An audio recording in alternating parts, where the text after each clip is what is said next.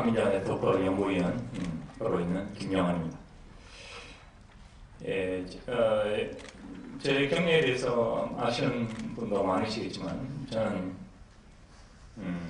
80년대와 90년대 중반까지 침묵적인 그런 활동을 하고 또 그 과정에서 미역당 조직을 만들고 북한과 연계해서 활동을 했고 북한을 방문해서 김일성하고 만난 적도 있었습니다. 그리고 그 다음에 지난 17년 동안 북한 민주화운동, 북한 인권운동을 해오고 있습니다. 그 과정에서 수없이 많은 북한 분들을 직접 만났고 그 분들 중에서는 탈북자들 뿐만 아니라 북한과 중국을 자주 오가는 무역업자 그리고 유학생 그 외에 다양한 각계각층의 많은 분들을 만났습니다. 그리고 북한 내부에서 그런 어떤 사람들을 파견해서 시장 조사도 진행을 했고 그리고 각계각층 사람들을 조직하는 그런 일도 진행을 해왔습니다. 그래서 그런 어떤 많은 일을 한 과정에서 저희들이 북한 주민들을 조사하려고 그런 활동을 했던 것은 아닙니다. 북한 인권운동, 북한 민주운동 차원에서 해왔던 것인데 그러나 그런 활동을 하다 보니까 수없이 많은 다양한 북한 주민들을 만나게 되고 그래서 북한 주민들이 과연 어떤 생각을 하고 있는지 그리고 삶이 어떤지 그리고 그런 어떤 그 삶은 어떤 방향성을 가지고 나아가고 있는지 그런 것에 대해서 좀 깊이 있게 알게 되는 그런 과정이었습니다.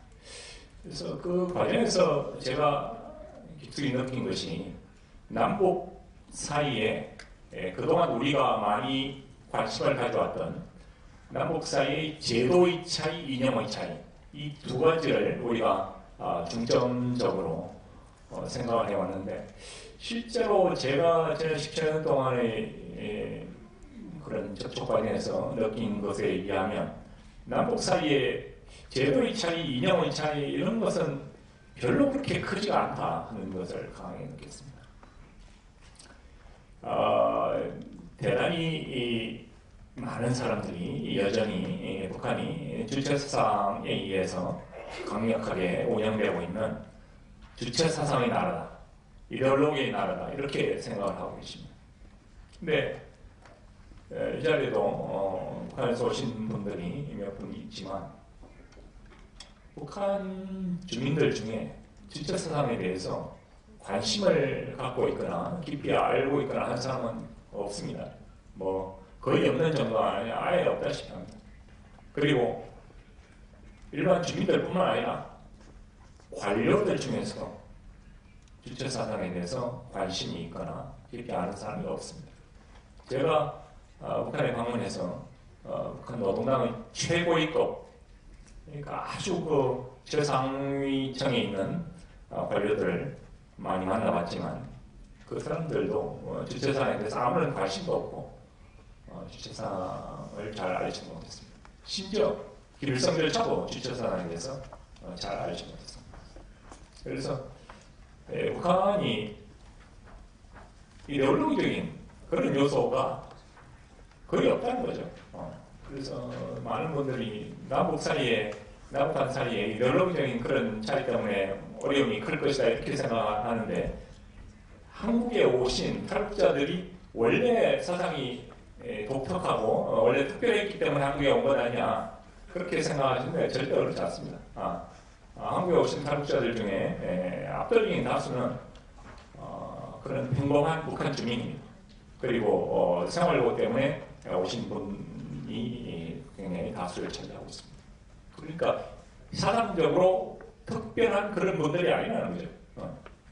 그래서 북한에 제가 볼 때는 남북 사이에 이념적인 차이 이런 것은 크지 않다 하는 것이고 그리고 제도의 차이를 또 얘기하는데 북한의 사회주의 제도는 사실 이미 완전히 붕괴된 것이나 마찬가지입니다. 그래서 90년대 중반부터 북한에서 여러 가지 커다란 변화들이 많이 일어났는데 행정적인 사회주의를 유지할 수 있는 행정적인 능력이 이미 완전히 공개했습니다. 그래서 저희들이 북한 내부에서 수없이 많은 직간접적인 시장조사 100회가 넘는 북한 내부의 시장조사를 했는데 북한 시장의 여러 가지 형태의 시장이 있습니다만 그 어떤 모든 형태의 북한 시장의 가격은 100% 시장 가격으로 운영됩니다. 사회주의의 대표적인 특징 중에 하나가 고시가격입니다. 국가에서 혹은 당에서 고시하는 가격에 의해서 유지하는 그런 사회가 사회주의 그냥 대표적인 특징 중에 하나인데 북한 사회는 철저히 모든 형태의 여러 가지 형태의 시장이 있습니다만 그 모든 형태의 시장에서 거의 대부분 철저하게 수요와 공급에 의해서 결정되는 시장 가격에 의해서 유지되는 사회입니다. 그리고 국유에 의해서 운영되는 그런 모든 형태가 정상적으로 운영되는 게 하나도 없습니다. 그래서 일단 북한의 그런 사회주의 체제는 이미 사실은 북한 사회주의 체제는 이미 붕괴한 거나 마찬가지다. 이미 북한은 사회주의가 아니라 그렇게 저는 보고 있습니다. 그래서 북한 주민들이 자본주의에 잘 적응할 것이냐 저는 뭐 이런 것에 대해서는 전혀 걱정하지 않습니다. 물론 이제 그런 재산권에 대해서 법적으로 보호해주는 그런 기능도 대단히 미약하고 그리고 뭐 시장을 적극적으로 법적으로 보호해주는 그런 기능은 미약하지만 그러나 북한 주민들이 강력한 이윤 동기를 갖고 있고 이윤을 추구하기 위해서 어떤 행동을 해야 되는지 어떤 식으로 활동을 해야 되는지 등등 이런 것에 대해서는 그 동기라든지 활동 방법이라든지 등등 이런 것들이 아주 강력하게 형성이 되어 왔고 또 지난 한 15년에서 20년 동안 그런 것이 끊임없이 훈련되고 발전되어 왔기 때문에 그런 것은 크지 않을 것이다 저는 그렇게 생각합니다. 그래서 그러면 남북한 사이의 통일을 이룩하는 데 있어서 가장 커다란 장애연이 될 수 있는 것이 무엇이냐 하면 저는 결국 가장 중요한 것이 바로 문명의 차이 문제가 아니냐 그렇게 생각합니다. 그래서 문명의 차이라고 얘기했을 때 이것을 쉽다고 쉽고 어렵다고 어려운 건데 문명의 차이라는 것은 그런 겁니다. 그러니까 서구에서 근대 문명이 시작이 되어서 아시아, 아메리카, 기타 여러 나라에서 서구 문명을 쫓아갔습니다. 그래서 한국 사회에서도 한국의 개방이 늦었지만 고한말 때부터 개방을 시작하고 서구 문명을 쫓아가서 일제시대 때도 조금씩 쫓아가고 특히 해방되고 나서 한국 사회는 아주 빠른 속도로 서구 문명을 쫓아갔습니다. 서구 문명화에 대해서 비판하는 그런 관점도 있겠지만 어쨌든 대부분의 현대 사회가 그런 방향으로 가고 있기 때문에 한국 사회도 지난 60년, 70년 동안 빠른 속도로 서구 문명을 쫓아갔습니다. 그런데 북한 사회는 초기 한 20년, 초기 15년에서 20년 정도는 문명 퇴행적인 요소와 문명 진보적인 요소 이런 것이 섞여 있었습니다만 그러나 그 이후 한 20년 정도 지난 이후 지난 한 40년에서 50년 동안은 문명 진보적 요소를 찾아볼 수가 없습니다. 지난 한 4, 50년 동안 일관되게 거의 문명 퇴행적 그런 측면만 보여왔습니다. 그래서 남한은 아주 빠른 속도로 문명이 물질 문명뿐만 아니라 법치라든지 민주주의라든지 인권이라든지 이런 어떤 정치 문명적인 측면에서도 아주 빠른 속도로 발전해 온 반면에 북한은 물질 문명과 정치 문명 기타 모든 그런 형태의 문명에서 오히려 문명 퇴행적인 그런 모습을 보여왔기 때문에 남북 사이에 그런 문명적인 차이가 대단히 커졌고 이런 어떤 문명적인 차이라는 것이 어떤 그 이념과 제도의 차이와 비할 바 없이 통일을 굉장히 어렵게 하는 그런 요소일 것이다. 저는 그렇게 생각합니다. 이념이라는 것은 사실 중국 사람들이 문화대혁명 때 뭐 그렇게 거칠고 강렬하게 그렇게 막 이념적인 열정에 입사해서 행동하는 사람들이 불과 몇 년 사이에 개혁개방해서 그런 오직 그런 먹고 사는 문제에만 집중하는 그런 모습을 보였죠. 그러니까 정권이 바뀐 것도 아니고 뭐 세계체제가 완전히 바뀐 것도 아닌데 불구하고 불과 몇 년 사이에 그렇게 확 바뀌는 그게 이념이에요.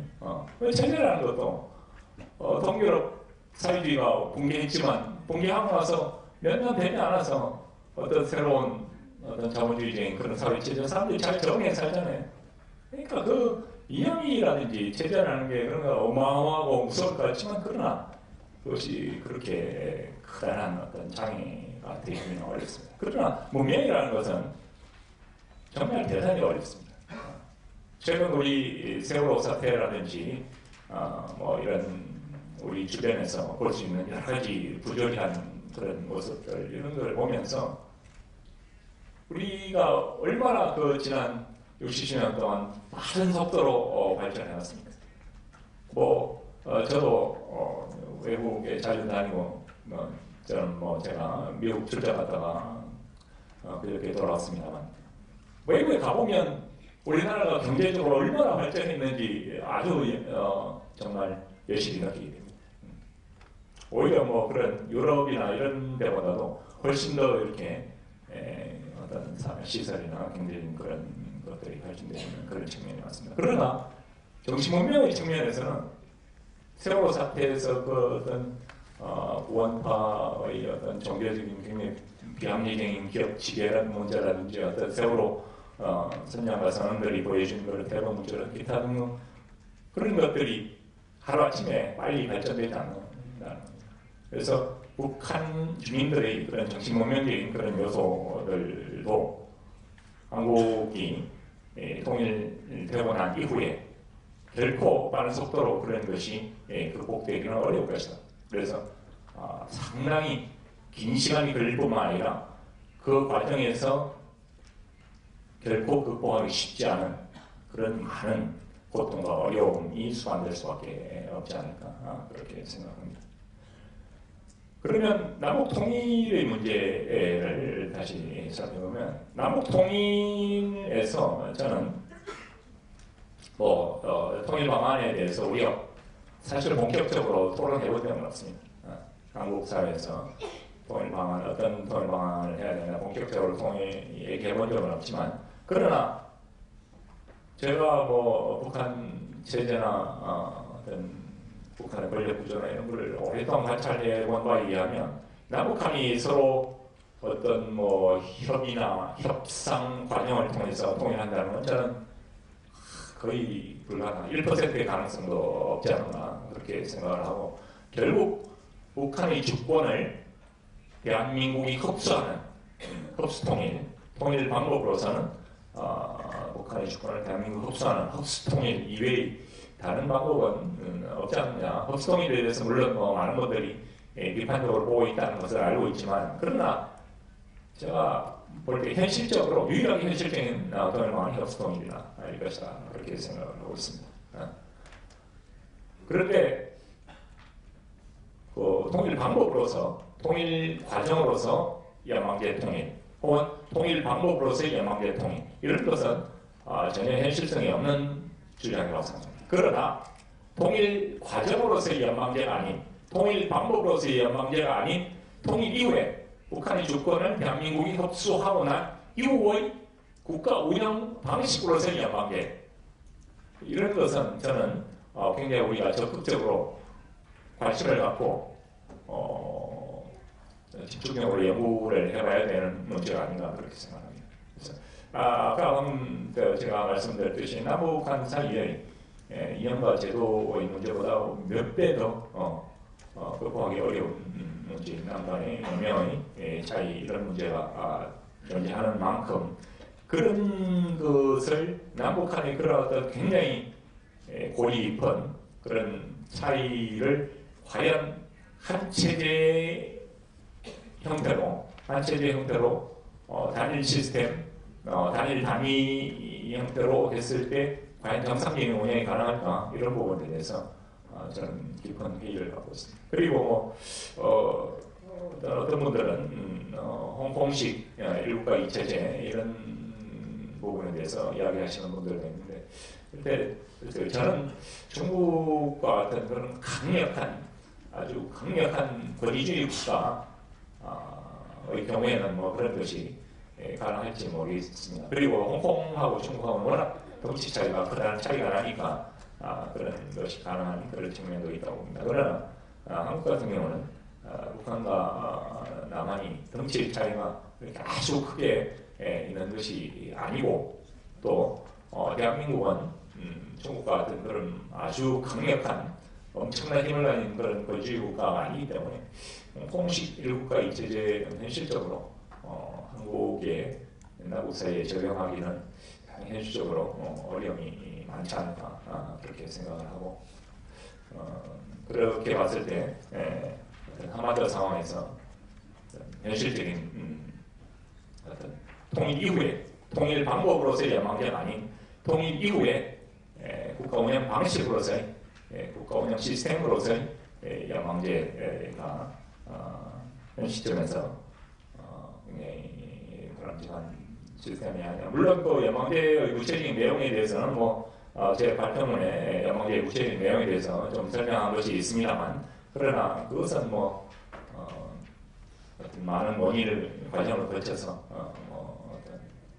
다른 여러 가지 의견들을 종합해서 생각하면 된다고 보지만, 대체로 국방과 외교 이런 것은 연방정부에서 담당을 하고, 그리고 내정은 대부분 남한 정부와 북한 정부와 각각 담당하는 그런 식으로 운영이 되어야 된다고 생각합니다. 그리고 어쨌든 통일이 흡수통일로 진행되는 만큼 통일되는 초기에 몇 년 동안은 어쨌든 북한 군대는 없어지는 방식으로 진행될 수밖에 없고, 그러면 일정 기간이 그러면 남북한 인구 비율에 따라서 똑같이 군인들을 뽑아야 된다고 생각합니다만, 한 최소 한 5년에서 10년 동안은 북한군은 일단 없어지는 그런 형태가 될 것입니다. 그리고 어쨌든 굉장히 우리가 굉장히 중요하게 생각해야 될 문제는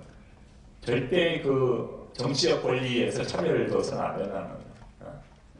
북한 주민들이 북한 체제가 붕괴되게 되면 일시적으로 굉장히 혼란 상태, 그 다음에 패닉 상태에 들어가게 되니까 일시적으로 권리가 제한된다라 하더라도 그런 것을 충분히 고려하지 못하는 상태에 있겠죠. 그리고 민주주의 운영 체제 이런 것을 경험해 본 적이 없기 때문에 그런 정치의 권리에 대해서 깊이 있게 생각하지 못할 겁니다. 그러나 일단 남북한 주민 사이의 정치적 권리에서 조금이라도 차별을 두기 시작한다면 그것은 두고두고 엄청난 정치적 부채가 되어서 우리를 굉장히 어렵게 할 것입니다. 그래서 초기부터 조그만 그런 어떤 정치적 권리 혹은 남북한 주민 사이에 조금만한 정치적 차별을 절대 둬서는 안 된다는 거죠.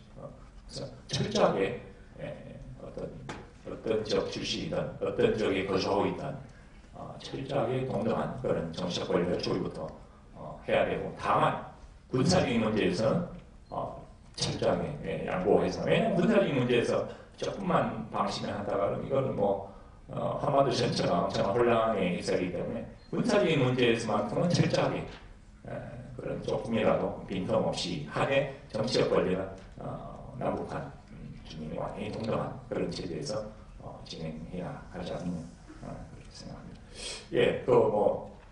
시간이 일단 지났기 때문에 제 발표는 이상으로 마치도록 하겠습니다.